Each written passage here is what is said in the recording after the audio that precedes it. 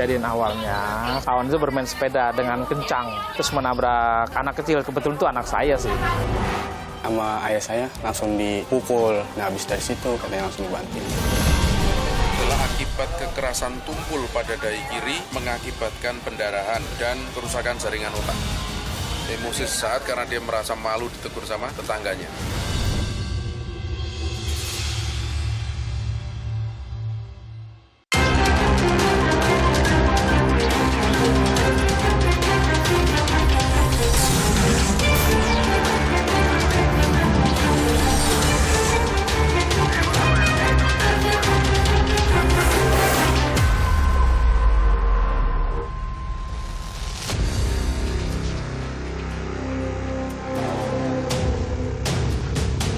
Lagi-lagi, seorang bocah lelaki tewas dianiaya orang yang semestinya menyayangi dan melindunginya.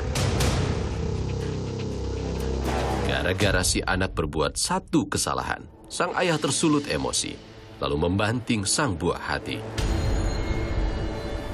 Kabar memilukan datang dari Jakarta Utara. Seorang ayah tega membanting anak kandungnya hingga tewas. Kejadian tersebut terekam oleh CCTV warga setempat. Mengapa sang pelaku tega menganiaya buah hatinya sendiri? Simak liputan selengkapnya agar Anda tak menjadi sasaran berikutnya.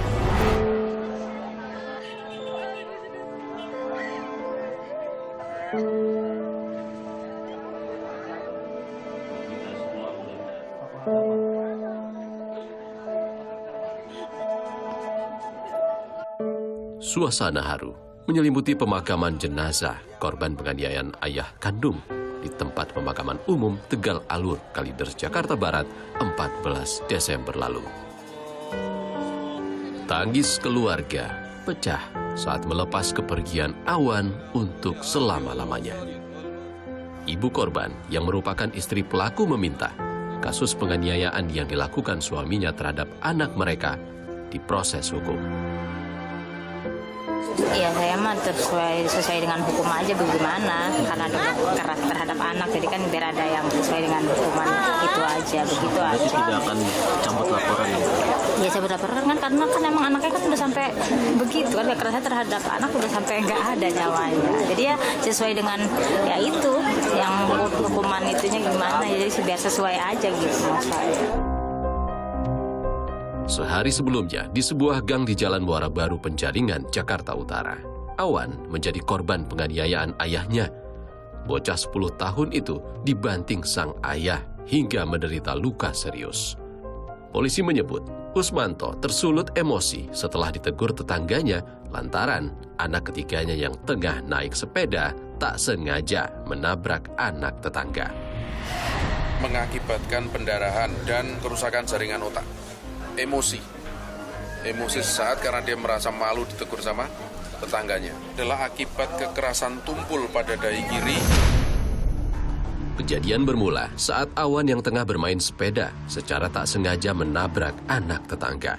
Orang tua si anak pun menegur Awan dan memberitahu Usmanto perihal kejadian tersebut. Usmanto emosi lalu mencari Awan. Usmanto meluapkan amarah kepada anaknya hingga membantingnya.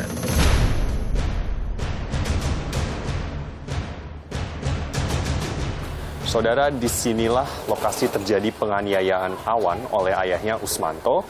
Dan terlihat bahwa memang lokasi ini di siang hari merupakan lokasi yang penuh dengan aktivitas warga dari segala umur. Nah, kalau kita lihat itu ada CCTV yang merekam momen terjadinya kejadian tersebut. CCTV tersebut merupakan CCTV milik RT. Nah, saudara, berikutnya kami akan segera menemui keluarga Awan untuk mendalami siapa sebenarnya sosok Usmanto dan keluarganya ini. Kami bertemu Hasan, tetangga korban sekaligus orang tua anak yang tertabrak Awan. Hasan mengaku ia tidak mengetahui kejadian sesungguhnya. Ia hanya mendapat laporan anaknya tertabrak sepeda yang dinaiki Awan. Saat itu, istri Hasan sempat menegur Awan dan Usmanto. Awan itu bermain sepeda dengan kencang, terus menabrak anak kecil. Kebetulan itu anak saya sih. Anak kecil, dia di pinggir, tapi memang karena kebut-kebut Posisinya kayak kalau nggak salah itu sepedanya itu stang itu dibalik, jadi agak goyang gitu loh. Dia kebut goyang, jadi nabrak. Itu pun istri saya hanya bilang, Awan jangan kebut-kebut jadi nabrak. Dan ada beberapa ibu-ibu bilang gitu, Awan jangan kebut-kebut. Hasan pun tidak menduga Usmanto bakal membanting anaknya. Orang sini juga pedulilah, masa ada orang dianiaya ini diam saja. Jadi nggak menduga akan dibanting anaknya itu, karena biasanya kalau habis dipukul, digendong, dibawa pulang. Jadi orang nggak menduga itu akan mau dibanting kan. Zulham, anak sulung pelaku, mengaku setelah membanting Awan, ayahnya panik melihat kondisi Awan. Ia dan ayahnya sempat memberikan pertolongan pertama pada adiknya. Mereka sempat membawa Awan ke puskesmas, tapi tak diterima. Lalu mereka pun menuju rumah sakit. Udah, habis dari situ langsung dibawa masuk sama ayah saya pas lagi selesai habis dibanting. Adik saya pas dibawa sama bapak saya. Langsung saya obatin lah ibaratnya. Langsung saya bilang, udah mending langsung bawa ke puskesmas aja kan. Di ke puskesmas, nggak diterima. Katanya ngomong ini mending langsung dibawa ke rumah sakit besar. Namun sayang, di tengah perjalanan nyawa Awan tak tertolong. Halimah, ibu korban, sekaligus istri Usmanto, melaporkan suaminya pada polisi. Usmanto pun ditahan. Berdasarkan hasil pemeriksaan polisi, pelaku dalam kondisi sadar saat menganiaya anaknya. Kita lakukan pemeriksaan laboratoris terhadap sampel urin dan menunjukkan negatif narkoba, negatif obat-obat bahaya lainnya. Artinya pada waktu dia melakukan itu dalam kondisi fisikal fisiologi yang dapat dipertanggungjawabkan. Karena perbuatannya kita kenakan undang-undang perlindungan anak, kita kenakan undang-undang peradilan anak, dan kita kenakan KUHP. Lantas, seperti apakah sosok Usmanto di mata keluarga dan tetangganya? Mengapa bapak 4 anak ini tega menganiaya buah hatinya? Kesehariannya sih, kalau bapak saya sih, ya baik-baik aja. Kayak cuek sih kepada anak.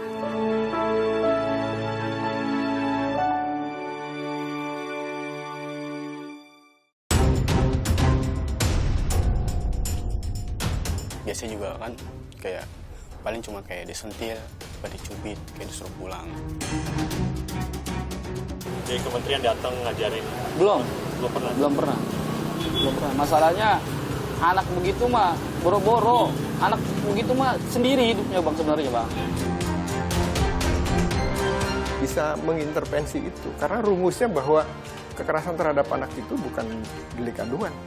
Maka lingkungan sekitar termasuk tetangga itu wajib melakukan tindakan darurat.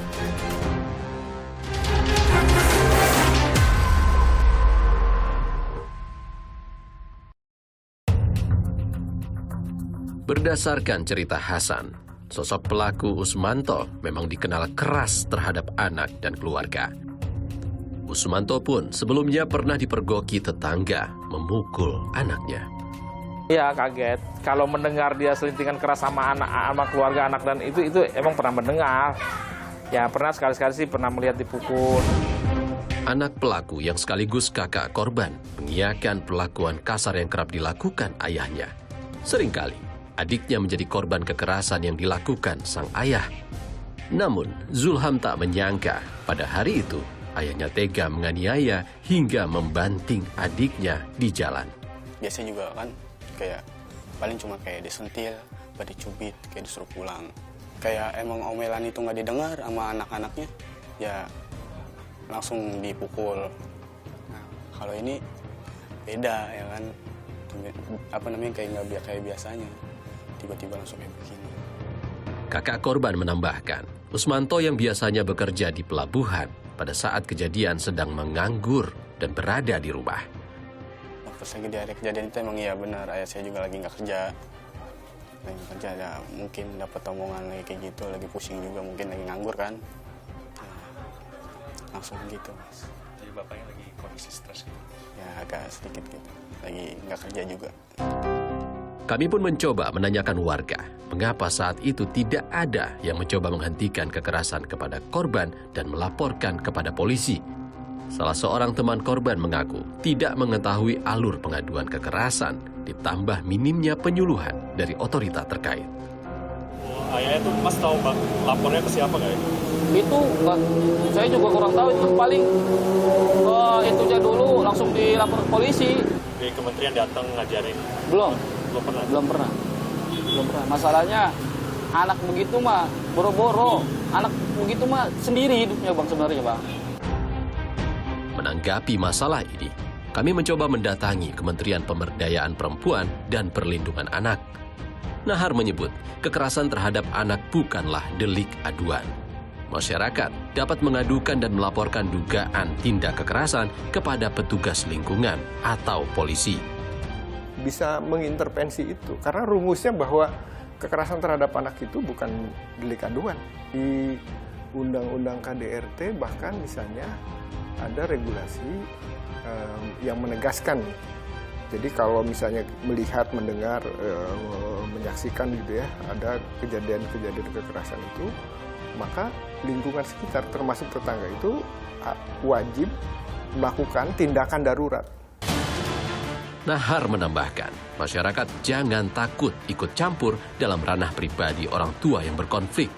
Nahar menyebut, undang-undang mengatur seseorang menyelamatkan anak yang berpotensi menjadi korban kekerasan rumah tangga. Kalau ditanya ini persoalan domestik atau persoalan umum gitu ya. Maka yang tadi saya bilang bahwa kekerasan terhadap anak ini tindak pidana. Melanggar pasal-pasal yang mencantumkan larangan, maka berakibat dia terancam sanksi pidana. Contoh misalnya di Undang-Undang Perlindungan Anak itu ada pasal 76C. Senada dengan Deputi Perlindungan Anak Kemen PPPA, ahli pidana Universitas Trisakti menyebut, masyarakat bisa mengintervensi dan menengahi urusan KDRT seseorang agar tidak berlarut menjadi kekerasan. Dalam KDRT pun sebenarnya kalau ada orang melihat ya bisa masuk, ya bisa dia menengahi atau melarang gitu atau memisahkan dan sebagainya supaya tidak terjadi kekerasan. Itu yang nggak boleh itu kalau mereka ribut mulut di dalam rumah dan sebagainya, yang tidak boleh itu gitu ya, yang artinya masuk ke dalam urusan ini. Tetapi ketika menimbulkan kekerasan, ada tindakan kekerasan, itu orang boleh masuk, siapapun boleh mencegah gitu, dan bahkan wajib gitu. Polres Jakarta Utara merilis, awalnya pelaku Usmanto merasa malu ditegur oleh tetangga. Polisi menuturkan, pelaku memiliki perilaku temperamental sehingga mudah terprovokasi dan melakukan kekerasan. Dan terhadap tersangka sudah kita lakukan penahanan. Emosi sesaat karena dia merasa malu ditegur sama tetangganya. Mungkin ini juga linier dan keterangan warga yang menyatakan bahwa yang bersangkutan punya temperamental yang tidak stabil. Emosi ayah yang tidak stabil membuat sang anak menjadi korban. Kriminolog menilai tetangga dan keluarga yang mengetahui emosi pelaku dapat turut memantau sang anak. Itu yang lebih mengenal pribadi daripada seorang ayah tersebut, ya tentu setidaknya anggota keluarga dan juga tetangganya, ya. Karena berdasarkan keterangan tetangga itu kan apa yang tampak keluar saja, dan kita tidak tahu temperamen dia itu seperti apa, dan gitu ya. Namun hal ini tentu tidak bisa dijadikan pembenaran. Psikolog klinis Liza Marili Japri menilai kondisi mental seseorang bisa tidak sesuai dengan usia mereka. Seorang yang sudah dewasa bisa saja tidak bisa mengontrol emosi dan meluapkannya ke orang lain. Sebenarnya kalau dilihat dari sisi psikologi, usia fisik dan usia mental itu tidak sama. Tapi kadang-kadang ada yang usia mentalnya ternyata belum sampai demikian. Bisa saja dia usia 40-an, ternyata usia mentalnya masih 17-an tahun misalnya. Masih seperti anak-anak remaja yang tidak bisa mengelola emosi dengan baik, itu bisa saja. Liza menambahkan, tekanan emosi dan pengaruh lingkungan bisa memicu seseorang menjadi pelaku penganiayaan. Tidak terkecuali orang tua yang tega menyakiti anaknya. Itu banyak. mungkin faktor lingkungan yang menuntut bahwa dia sebagai laki-laki harus seperti apa, bahwa jangan-jangan di lingkungan tersebut juga ada contoh-contoh kekerasan yang kemudian dia berpikir itu adalah cara yang normal untuk melampiaskan frustasinya dalam bentuk kekerasan. Kementerian Pemberdayaan Perempuan dan Perlindungan Anak pun membuka saluran siaga bagi para korban kekerasan rumah tangga. Layanan pengaduan sahabat perempuan dan anak. Jadi melalui call center 129, misalnya ya, kita juga sediakan misalnya melalui nomor 08 111 129 129, maka kasus-kasus kekerasan terhadap anak bisa dilaporkan.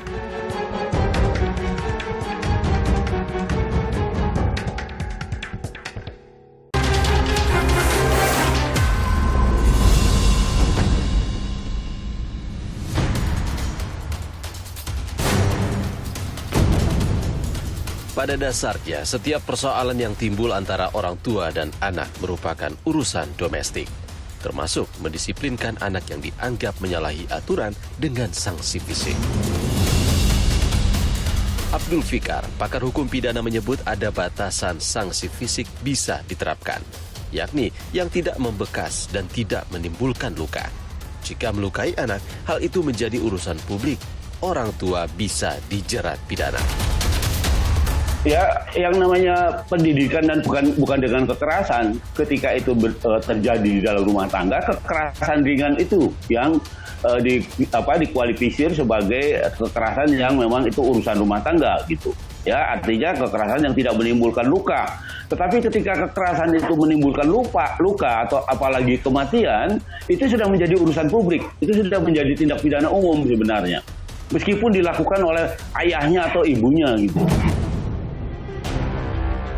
Kasus ayah membanting anaknya hingga tewas di penjaringan merupakan KDRT, sekaligus pelanggaran tindak pidana umum dengan penganiayaan berat. Kekerasan dalam rumah tangga, dia juga bisa dilihat sebagai tindak pidana umum. Penganiayaan yang mengakibatkan kematian, maka itu bisa ditarik menjadi tindak pidana umum, gitu. Artinya kekerasan yang menyebabkan kematian, penganiayaan berat, ya, yang mengakibatkan kematian. Itu 359 ayat 3. Ya, hukumannya juga bisa hukuman 12 tahun atau bahkan seumur hidup itu bisa, ya, kalau menyebabkan kematian.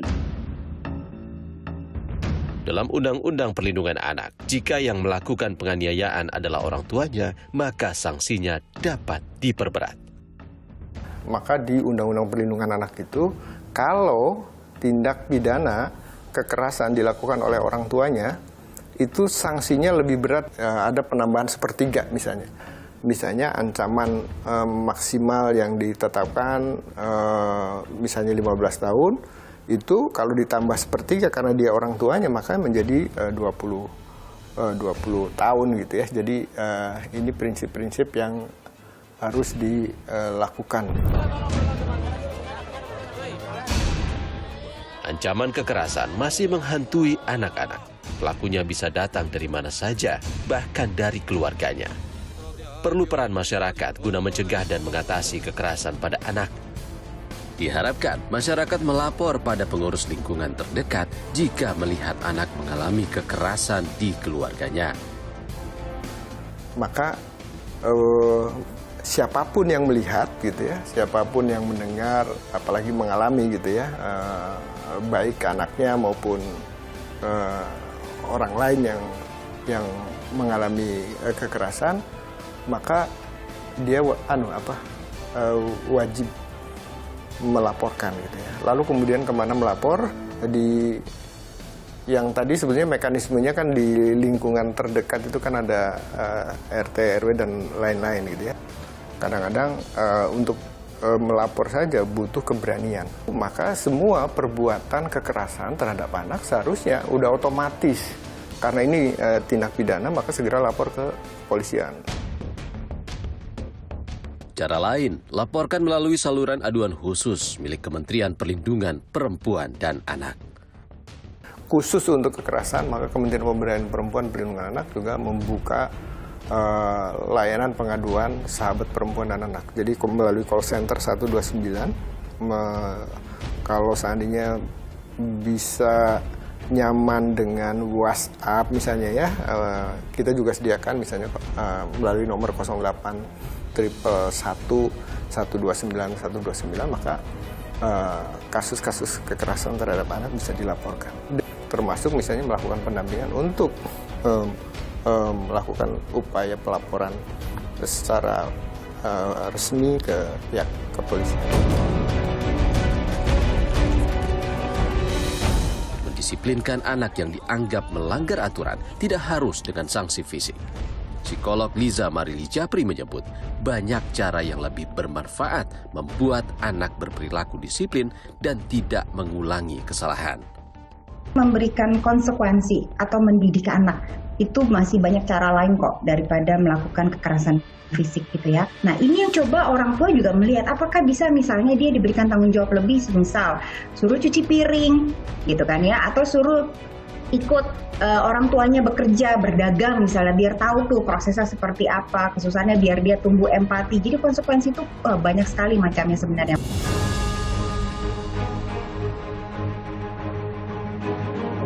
Ingat, bila Anda melihat tindak kekerasan terhadap anak, jangan segan-segan untuk mengintervensi agar bisa mencegah tindak kekerasan terjadi sebelum terlambat. Bila Anda tidak bisa mencegah, segera laporkan kepada pihak yang berwenang. Jangan lupa, ikuti perkembangan pemilu melalui Kompas TV independen terpercaya. Sukseskan pemilu 2024. Saya Rangga Indrajana, sampai jumpa.